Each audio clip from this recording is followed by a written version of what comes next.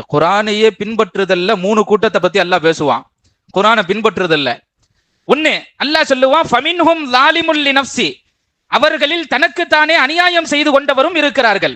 அடுத்து அல்லாஹ் சொல்லுவான், இரண்டாவது வமின்ஹும் முக்தஸிதுன், அவர்களில் நடுநிலைமையானவர்களும் இருக்கிறார்கள். இது இரண்டாவது.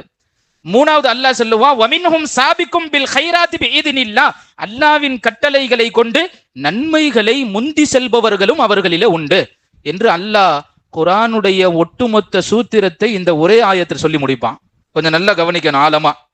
இன்னொரு உதாரணம் சொல்றேன். ஒருத்தர் தொழவே மாட்டார், இவர் தனக்குத்தானே அநியாயம் செய்து கொள்ளுவார்.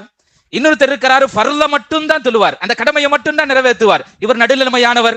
ஒருத்தர் இருக்கிறார், ஃபர்லு மட்டும் இல்லாம நஃபிலான சுன்னத்தான வணக்கங்களையும் சேர்த்து அந்த அமல் செய்வாரு, இவர் நன்மைகளில் முந்தி விட்டார் என்று ரப்புல் ஆலமீன் அல்லாஹ் ஜல்ல ஷானஹு தஆலா 3 பேர்களை இங்கே வரிசைப்படுத்தி அல்லாஹ் பேசுவான்.